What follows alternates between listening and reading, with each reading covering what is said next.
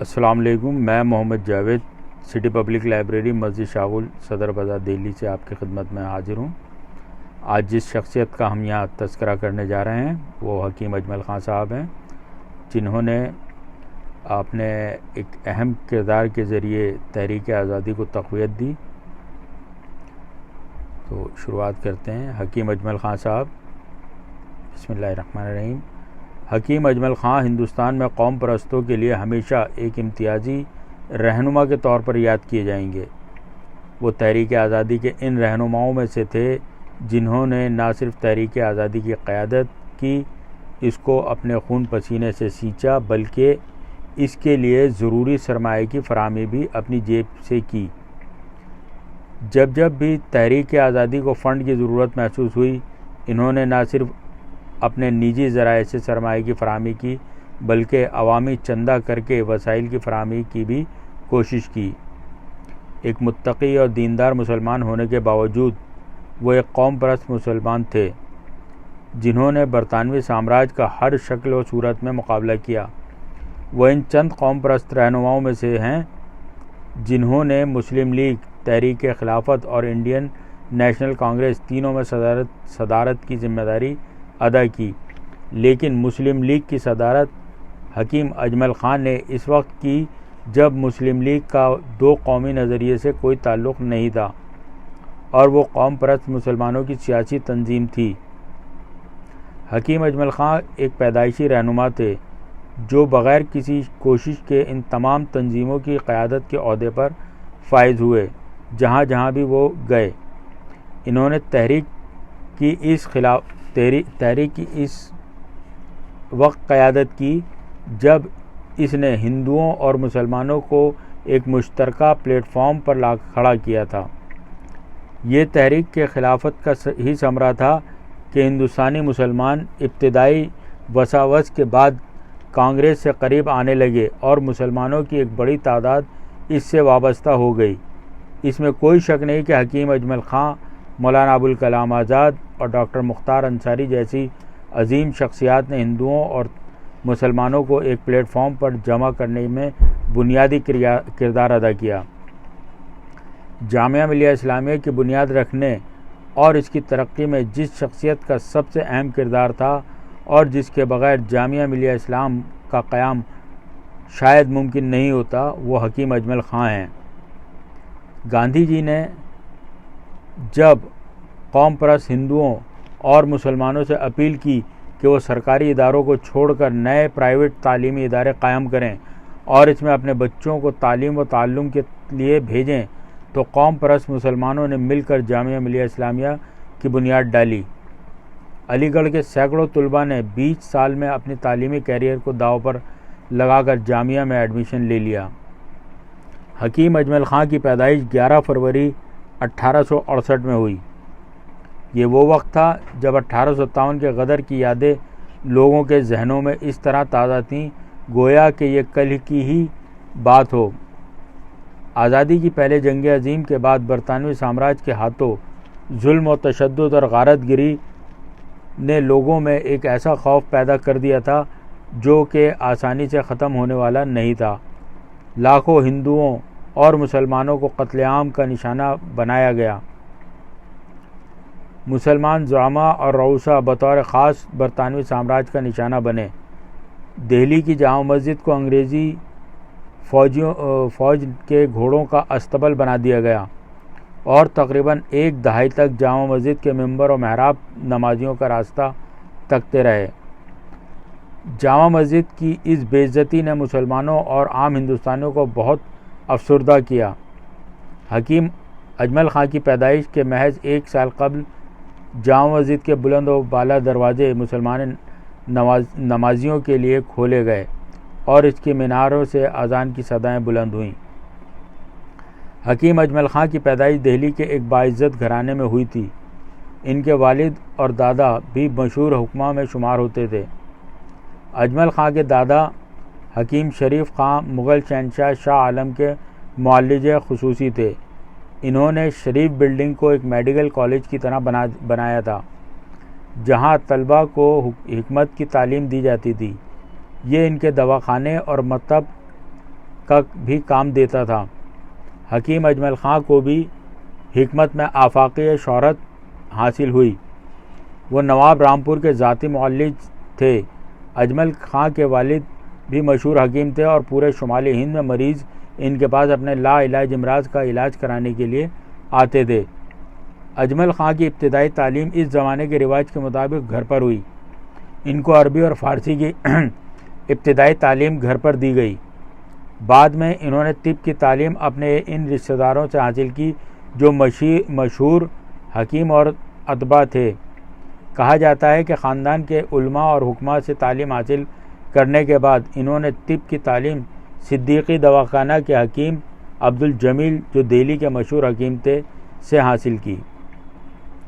Practice کے دوران ابتدائی سے وہ مطب میں آنے والے تمام مریضوں کا مفت علاج کرتے تھے، لیکن اگر دہلی کے باہر مریض دیکھنے کے لیے جاتے تو 1000 روپے فیس لیتے۔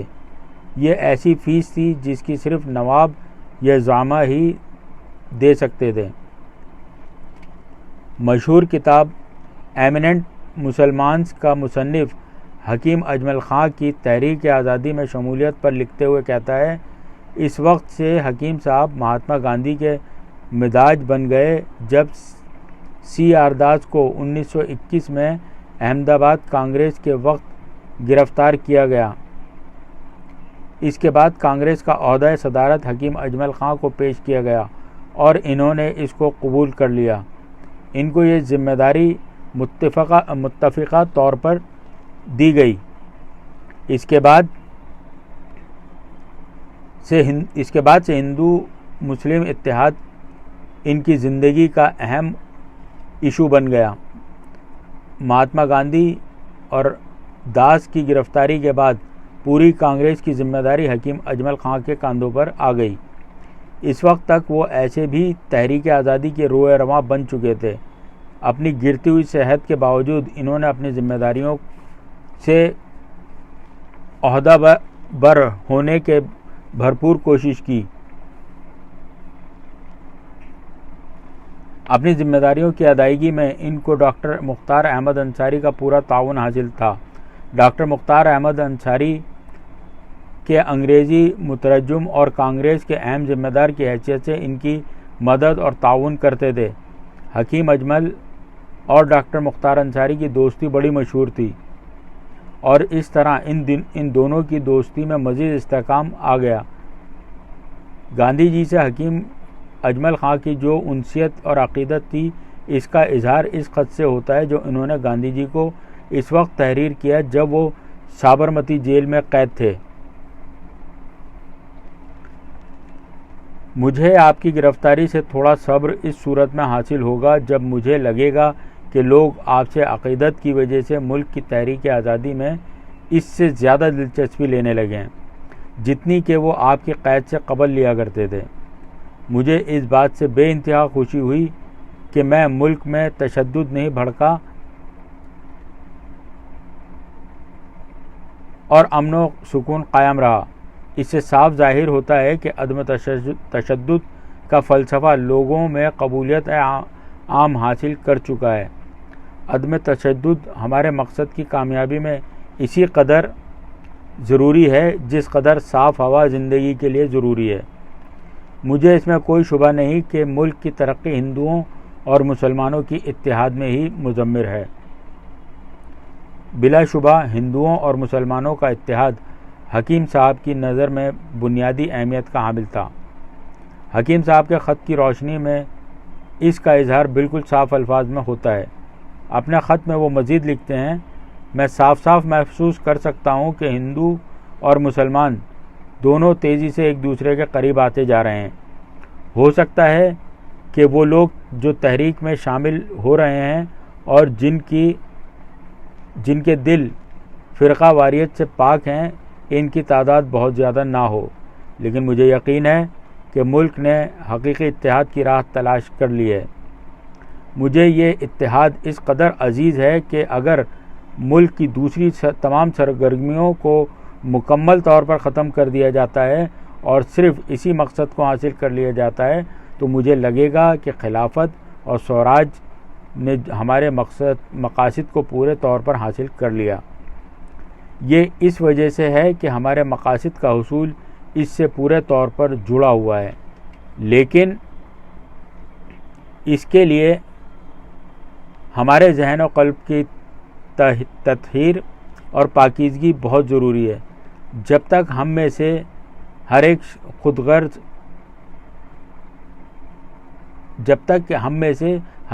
خود غرضی کو اپنے دماغ سے نکال نہیں پھینکیں گے، اس وقت تک ہمارا ملک کبھی بھی ان مقاصد کے حصول میں کامیابی نہیں ہوگا۔ حکیم اجمل خان جامعہ ملیہ اسلامیہ کے بانیوں میں سے ایک تھے۔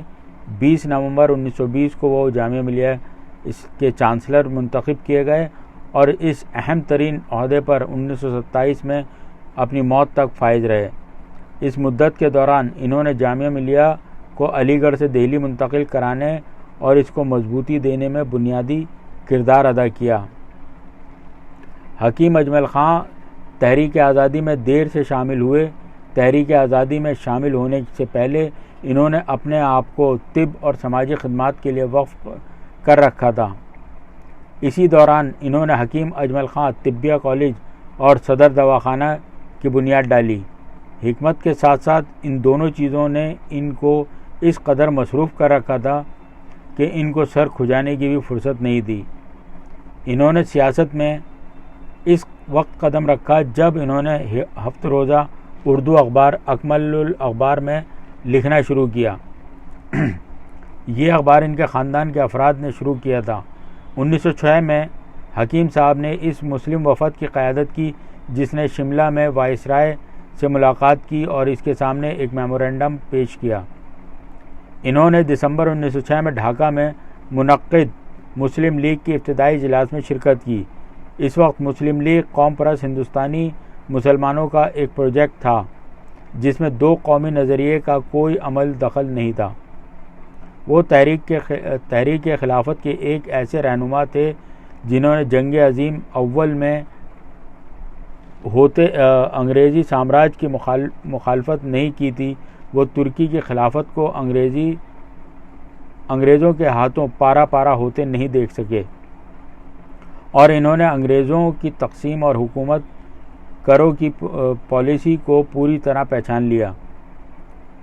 ان کو ترکی خلافت کے مغربی طاقتوں کے بندرباٹ اور عرب افریقہ ممالک پر استعماری طاقتوں کے قبضے سے ایک عجیب طرح کی بے چینی کا احساس ہوا اور پھر ان کو ان طاقتوں سے نفرت ہو گئی۔ حکیم صاحب ایک لوتے ایسے لیڈر تھے جو مسلم لیگ، آل انڈیا خلافت کمیٹی اور انڈین نیشنل کانگریس کے صدر منتخب ہوئے۔